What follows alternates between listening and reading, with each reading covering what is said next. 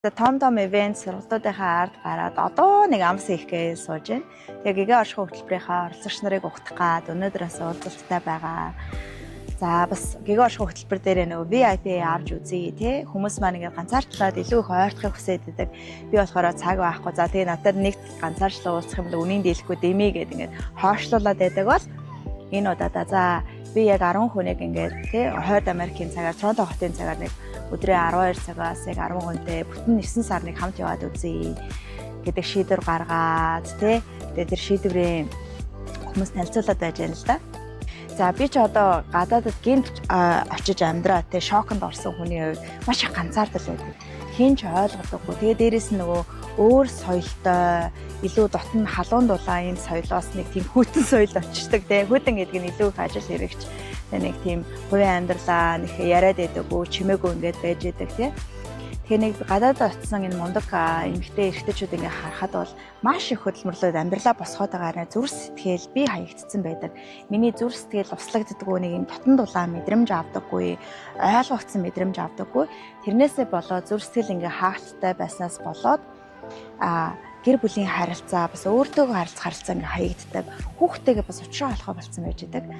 Тэгээд хүүхд маань өөрөө бас өөр соёлд өсөөд байгаа. Тэр өөр соёлоос хүсэж байгаа зүйлсүүд нь таны өгч чадах зүйлстэй өөр байгаад ирдэг тий. Тэрнээсээ болоод үл ойлголцол маш их үүсдэг. За тэгээд цаг гаргая гэхээр цаг хугацаа гаргая гэхээр маш их завхуу ажилтай байгаад байдаг тий. Тэгээд хүнтэй очиод уулзнаа. Дандаа нэг соёлыг нь ойлгохгүй тий өөр соёлд өсч мөчсөн хүмүүсээс сэтгэл зүйн үйлчилгээ дэмжлэг авах хэрэгтэй болдог. Тэгэхээр нэг юм хүрдэггүй тий. Харин Аз орж нэг коучин тий одоо өөр соёл Австралид, Америкт, Канадад ингээд зөндөө сууж боловсрсныхаа хажуугаар монгол хүмүүстэйгээ их ойрхон байдаг учраас би бол одоо өөрийнхөө мөрөөдлийн багш өөрөө бүтээчээд яваад хэлээд байгаа шүү. Жохоо өнгөрчөөж магадгүй. Гэтэ надад нэг тийм хүн байгаасаа гэдэг нэг мөрөөдөл байсан байхгүй тий. Энэ соёлыг манай ийм гоё халуун дулаан соёл, нүүдэлчин соёлыг мэддэг. Тэгсэн хэрнээ ажил дээрээ амжилттай байж чаддаг, гэр бүлээ сайхан авч чаддаг, гэр бүлийн сайхан харилцааг бас зогслоож чаддаг. Гэхдээ мэрэгжлийн төвшөнд бэлтгэгдсэн нэг юм хүн байгаасаа, багш байгаасаа гэд би одоо ч гэсэн хайсаар явж байгаа л да. Надад бол яг тийм багш бол гарч ирээгүй байгаа. Тэгвэл би эргээд харсан чинь сайхан уулзалт хийж байхдаа би өөрөө тэр багш нь болсон юм биш үү? Хүмүүс тэгээд гадаадд байдаг хүмүүс их хурж ажиллахдаа амархан байд юм байна. Өөрөө яагаад бол энэ бүхнийг туулсан учраас гэд. Тэгэхээр жоохон ганцаардаад хоосон оргиол өөртөө цаг гаргаж чадахгүй байгаа бол манай тий Хойд Америктын үйлчлүүлэгтэр зориулсан Европт байгаа хүмүүсээс тохирдог энэ VIP уулзалтыг аваад тий бүхэлдэн гэгээ орших 9 сарын хөтөлбөрөөр надтай хамт судлаад 24 удаа тойргийн уулзалт хийгээд 2 удаа ганцаарчсан уулзалт хийгээд тий нийтдээ 26 уулзалт байгаа байхгүй тий.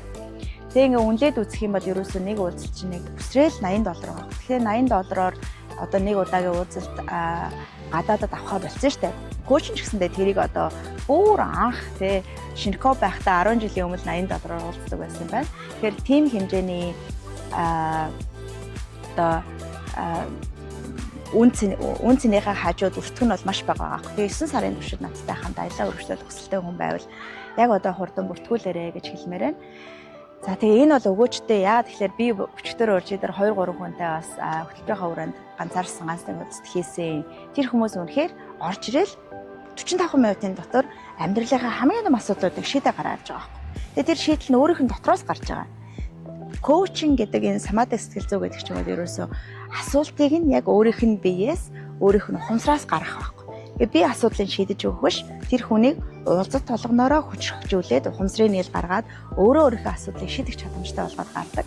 Багш дээрээ орж ирээд тэ одоо ингээд бүр үр дүн тодорхой болсон тэр хөтөлбөрийг хамтдаа судлаад тэгээ аруулаа нэх гоё юм хамт олон бүрдүүлээд